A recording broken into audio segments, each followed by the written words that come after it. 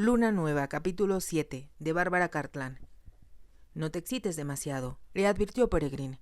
Me han dicho que algunas veces hay hasta 20 salidas falsas antes que se inicie la competencia. Creo que no podría soportar una cosa así, contestó Neoma. Habló con tanta intensidad que Peregrine sonrió de pronto y deslizó su brazo en el de ella. Alégrate, dijo. Cuando salgan de verdad, la carrera durará menos de 3 minutos. Alguien dijo anoche que el derby significa la inmortalidad para un caballo en 2 minutos 45 segundos. A Neoma le pareció, sin embargo, que pasaba un siglo antes de escuchar el grito triunfal de la multitud, comprendiendo que la bandera había bajado y que se había iniciado la carrera. Podía escuchar el estrépito de las cerraduras, casi antes que los viera dar la vuelta al rincón de Tottenham y avanzar hacia la recta final. Entonces contuvo el aliento. Ahora sabría si había estado en lo cierto, o si se había equivocado, y se sorprendió rezando porque, por el bien de todos, hubiera acertado. ¿Cómo lo supiste? ¿Cómo adivinaste? Peregrine no dejaba de hacer las mismas preguntas, y Charles, cuando volvió muy sonriente, hizo otro tanto. Todo lo que Neoma pudo contestar era que no tenía una explicación plausible sobre la sensación que había experimentado respecto a Diamante y Marinero. «Cuando menos volveremos a casa con algo de dinero sonando en el bolsillo», comentó Charles feliz. «Espero volver a casa con bastante más que eso», contestó Peregrine. Tanto Charles como Neoma se sintieron culpables, porque, por el momento, se habían olvidado del pagaré de 2,000 libras, el cual pendía sobre sus cabezas como la espada de Damocles. Cuando se volvieron para alejarse de la meta y dirigirse al carruaje, Neoma dijo suplicante: «Por favor, no digan a nadie lo que sucedió». «No, será mejor que mantengamos la boca cerrada», reconoció Peregrine. «A nadie le va a gustar saber que nosotros ganamos, ya que todos deben haber apostado fuertes cantidades a Diamante». «El marqués lo sabe», comentó Charles. «A él no le podemos pedir que se calle», contestó Peregrine, «pero tal vez tenga la sensatez de no decir nada». Neoma empezó a decir una pequeña oración para que no fueran recibidos con reproches y recriminaciones por no haber advertido a los demás que Marinero iba a ser el ganador. Reinaba en el grupo una atmósfera de depresión cuando todos subieron a bordo del carruaje para volver a la casa. El marqués les había avisado, camino a las carreras, que deseaba volver a Sid en cuanto terminara el derby, para evitar en lo posible el congestionamiento de tráfico. Aún así, el regreso fue lento y complicado, debido al exceso de vehículos. El marqués no había dicho nada al subir al carruaje y, para tranquilidad de Neoma, ahora estaba demasiado concentrado en la conducción del vehículo como para prestar atención a nada o a nadie. Entre los caballeros había murmullos y gruñidos de disgusto. «Es el peor derby al que he asistido», oyó decir a Lord Datchet, «y me costó una pequeña fortuna». Otros invitados hicieron comentarios semejantes. Neoma se alegró de que Lord Datchet estuviera tan ocupado, lamentándose de sus pérdidas, pues así no la abrumaba con sus atenciones, como lo había hecho esa mañana. Esta vez los hombres y las mujeres parecían haberse separado de tácito acuerdo. Los caballeros estaban sentados juntos, hablando de sus pérdidas, y las mujeres, sentadas alrededor de Neoma, cuchicheaban entre ellas para que no las oyeran los hombres. «Me imagino que esto significa que Henry ya no me dará el collar que me había prometido», oyó Neoma decir a una de las mujeres. «Me consideraría afortunada si me pagan la renta de este mes», dijo otra. «Esta es la última de una larga serie de pérdidas que ha venido sufriendo su señoría. Te dije que te buscaras otro tipo en mejores condiciones económicas». Lottie bostezó. «Supongo que tendré que hacerlo, aunque él es bastante generoso cuando dispone de los medios». Neoma, al escuchar a las mujeres, no comprendía por qué esperaban que los hombres que las habían invitado a Sid les dieran tantas cosas. Recordó que Avril le había dicho que el dinero de Charles le pertenecía a ella, y cómo Peregrine había comentado que, aunque conociera una mujer para llevarla a Sid, no tendría con qué pagarla. Todo aquello era cada vez más incomprensible. A Neoma le parecía asombroso que esas mujeres, que estaban siendo atendidas con tanta esplendidez, todavía esperaran recibir regalos como collares y dinero. Trató de razonar. Se dijo que, como la mayoría de ellas eran actrices y habían tenido que dejar su trabajo para ir a Sid, tal vez esperaban recibir regalos que las compensaran por el sueldo que dejaban de percibir. Dejó de pensar en las mujeres y su mente se concentró en el marqués. Sin duda estaba furioso con ella por su franqueza de esa mañana y por su acertada predicción de la tarde. Se dijo que eso no debía preocuparle, porque después de pasado mañana no volverían a verlo nunca más, a menos que, desde luego, se detuvo, asustada por el nuevo curso de sus pensamientos. ¿Y si no encontraban el pagaré? En ese caso, Peregrine tendría que humillarse, ofreciendo al marqués la casa solariega como pago, ya que no podría cubrir la deuda. Si ello ocurría, pensó Neoma, se pondría ella misma de rodillas ante el marqués para pedirle que la dejara conservar algunas de las posesiones personales de su madre, que eran los únicos recuerdos de ella que conservaba. ¿Por qué? ¿Por qué nos encontramos en esta terrible situación?, se preguntó. Comprendió que, por una parte, su padre había sido muy torpe en el manejo de su dinero y, en segundo lugar, Peregrine tenía gustos muy costosos. Suspiró y Charles, sentado frente a ella, le preguntó: ¿por qué estás tan triste? Antes que Neoma pudiera contestar, April, que estaba sentada junto a ella, exclamó: todos tenemos suficientes razones para estar tristes. ¿Por qué no pudo ese tonto caballo del marqués ganar la carrera como todos suponían? April habló con voz alta y Charles, mirando de soslayo al marqués, quien estaba de espaldas, le advirtió: ten cuidado con lo que dices. No creo que nuestro anfitrión esté tampoco muy contento de que su caballo haya perdido. ¿Qué le pasó al maldito caballo?, preguntó April. No fue tan rápido como Marinero para llegar a la meta, repuso Charles. Pues, por mi parte, siento no conocer al dueño de Marinero, replicó April con brusquedad. Neoma se dio cuenta de que, deliberadamente, estaba siendo desagradable con Charles, pero cuando llegaron a Sid, una vez más, al ver la casa, se preguntó cómo era posible que el marqués fuera dueño de algo tan exquisito y lo arruinara llevando a gente que no solo era indigna de estar allí, sino ingrata e indiferente ante las cosas bellas. Ella, en cuanto llegaron, se apresuró a dejar su sombrero y sus guantes en el dormitorio, para bajar a buscar al señor Greyston a su oficina. Él estaba inclinado ante su mesa, escribiendo, pero levantó la mirada con una sonrisa cuando la vio entrar. «Ya volvimos, señor Greyston», exclamó Neoma casi sin aliento. «¿Tendrá tiempo ahora para seguirme mostrando la casa?» «Los asuntos de su señoría tendrán que esperar, señorita King, y nosotros reanudaremos nuestro recorrido donde lo dejamos». «Oh, muchas gracias, muchísimas gracias», exclamó Neoma. No cabía la menor duda de que el señor Greyston no solo amaba la casa en la que había trabajado durante casi 20 años, según explicó a Neoma, sino que conocía la historia de todo su contenido. Le mostró el magnífico salón pintado por Thornhill en 1705 y después la llevó al salón de música y a un hermoso dormitorio que había ocupado el regente cuando visitara Sid el año anterior. ¿Se mostró satisfecho el marqués al tenerlo como invitado?, preguntó Neoma. El señor Greyston titubeó un poco al contestar. Su señoría no invitó a su Alteza Real. Él insistió en venir a Sid. Es la tercera vez que lo hace. He oído decir que los tesoros de ustedes lo pusieron verde de envidia. Creo que esa es la verdad. Tengo la impresión de que está tratando de superarnos en sus propias residencias. Eso debe ser en extremo difícil, contestó Neoma. Estaba contemplando la enorme cama de 4 postes, con su dosel tallado, y el techo decorado con esmero. Solo el mirar este techo es una maravillosa experiencia.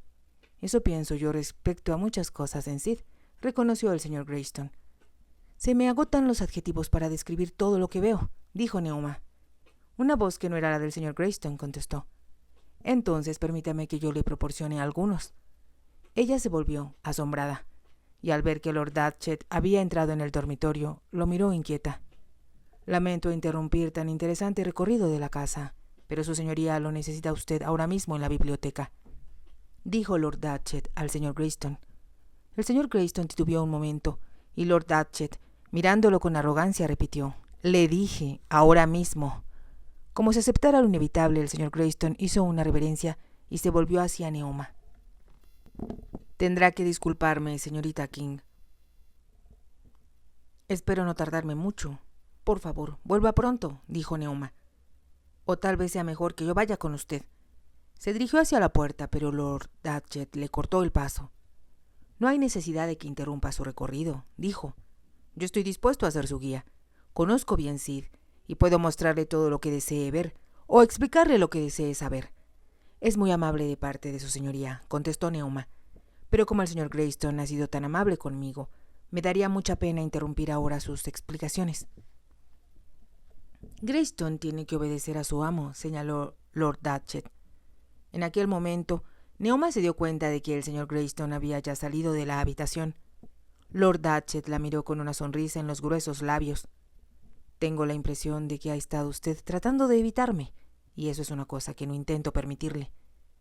Se está haciendo tarde, repuso Neoma a toda prisa, y creo que debo ir a buscar al señor Standish. Su amigo está muy tranquilo sin usted. Lo dejé apenas hace un momento, bebiendo con los demás para consolarse de las pérdidas sufridas. Neoma esperaba que Peregrine no siguiera bebiendo demasiado, pero, al mismo tiempo, experimentó una sensación de alivio al comprender que nadie se había dado cuenta de que él y Charles no habían perdido dinero en el derby.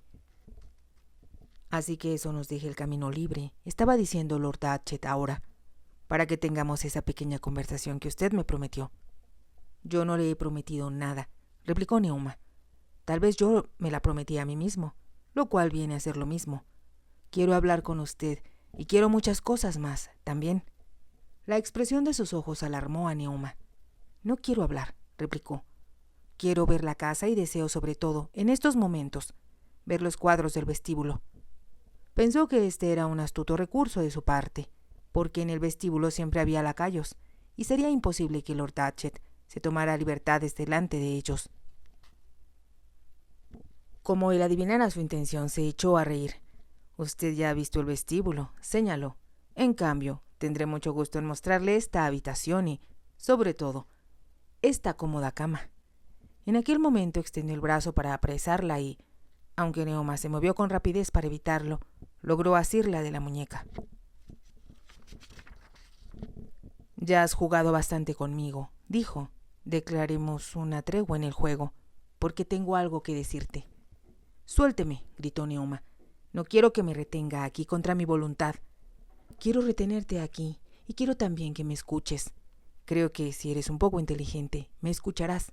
Standish es demasiado joven y no es lo suficientemente rico para darte todo lo que mereces.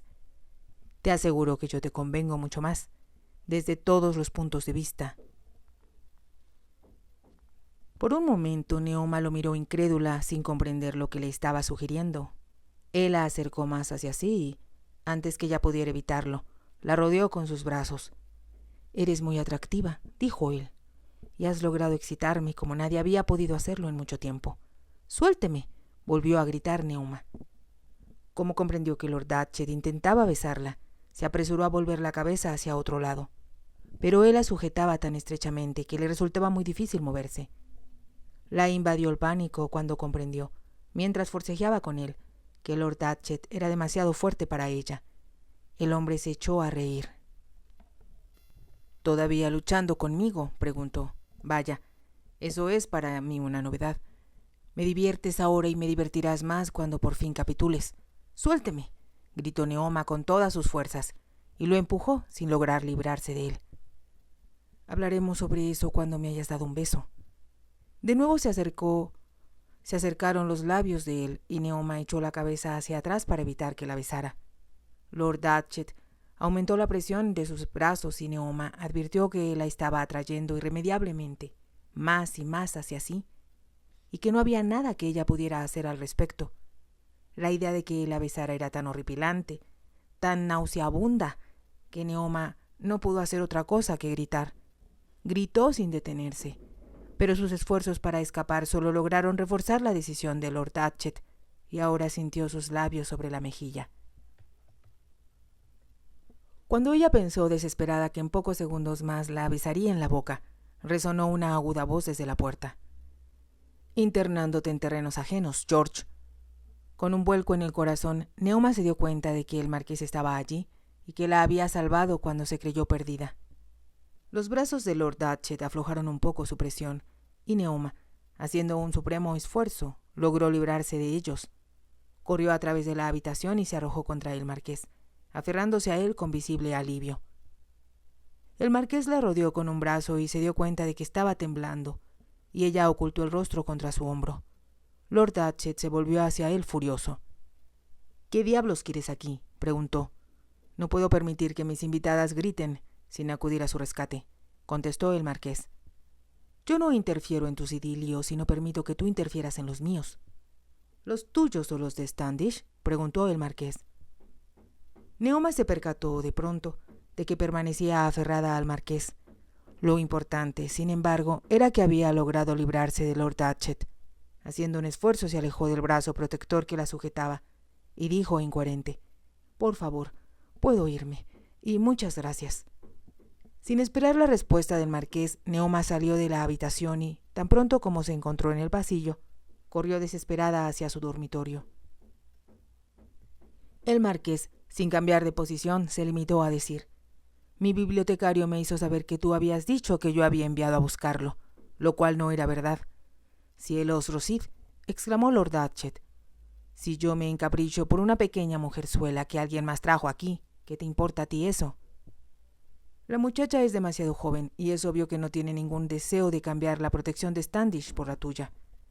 No tardará en descubrir que la mía le conviene más. Standish no tiene dinero, eso es evidente, y yo estoy dispuesto a darle toda clase de lujos. Me parece muy atractiva. Supongo que ella tiene derecho a tener sus propios gustos. Los gritos que escuché al entrar en esta habitación me hacen pensar que no está ansiosa de cambiar de pareja». «Yo la convenceré», afirmó Lord Datchet. «Y no te metas en esto. Tú tienes a Vic. ¿Qué más quieres?».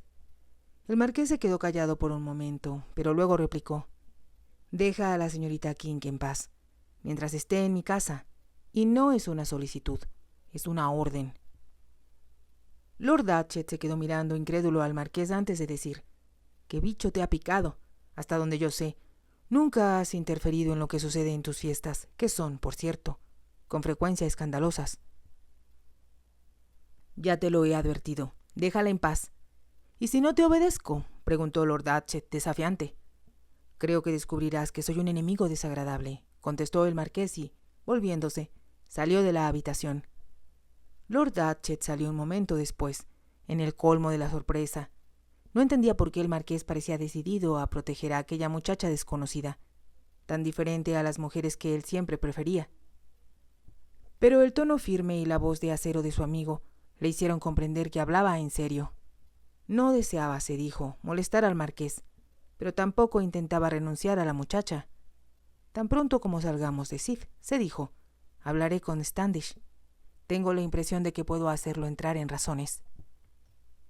Aquella idea aplacó su dignidad ofendida y al bajar por la escalera pensó que el marqués no iba a convencerlo, en modo alguno, para que dejara de perseguir a aquella muchachita fácil, que lo atraía de una manera que no acababa de explicarse. Neoma llegó a su habitación y descubrió que estaba todavía temblando y que el corazón le latía violentamente. Jamás había creído posible que tuviera que medir sus fuerzas contra las de un hombre y descubrir que no tenía la menor probabilidad de escapar de él. Si solo pudiera volver a casa, pensó, dejándose caer en una silla. Se preguntó cómo podría resistir la cena de esa noche, sabiendo que Lord Datchet estaba allí, planeando tal vez cómo hacerla caer en una nueva trampa para quedarse a solas con ella. «Lo detesto», se dijo, «detesto a todos en esta casa. Si solo pudiera escapar». Se le ocurrió una idea repentina y, unos 15 minutos más tarde, cuando Elsie llegó a prepararle el baño y a sacar sus cosas para la noche, envió a la joven doncella a buscar al ama de llaves. Cuando ésta llegó, vestida con su crujiente traje de seda negra, Neoma dijo: «Siento mucho molestarla, pero me gustaría saber si podría cenar aquí esta noche. Tengo un fuerte dolor de cabeza a causa del ruido y el calor de las carreras, y no deseo bajar». «El señor marqués comprenderá, estoy segura», contestó el ama de llaves. «Será muy fácil enviarle aquí la cena. Daré las órdenes necesarias, mientras Elsie le prepara el baño». «Muchísimas gracias», dijo Neoma. ¿Está segura de que no habrá problemas? No se preocupe, señorita, repuso el ama de llaves, en un tono más bondadoso del que había usado antes con ella. Métase en la cama y deje todo en mis manos. Gracias, respondió Neoma. En cuanto el ama de llaves se fue, y Elsie se ocupó en el vestidor con los preparativos del baño, Neoma escribió una breve nota a Peregrine, diciéndole simplemente que tenía dolor de cabeza y que iba a quedarse esa noche en la cama. Deslizó la nota por debajo de la puerta del dormitorio de su hermano y volvió a toda prisa al suyo, sin que nadie se diera cuenta. Sintiendo un gran alivio al pensar que no tendría que soportar otra horrible escena como la de la noche anterior, Neoma se desvistió y se bañó. Poco después le subieron una deliciosa cena y, luego de comer mucho más de lo que hubiera comido una persona con jaqueca, sintió que estaba bastante cansada. Pero cuando el ama de llaves llegó a preguntarle si no deseaba nada más, Neoma no pudo resistir la tentación de preguntarle si habría algunos libros que pudiera facilitarle. «Creo que me gustaría leer un poco antes de dormirme», explicó Neoma, «aunque no me gusta causar tantas molestias». Si te ha gustado, te invito a que te suscribas, a que me regales un me gusta y actives la campanita para que puedas seguir escuchando esta historia y muchas más. Gracias.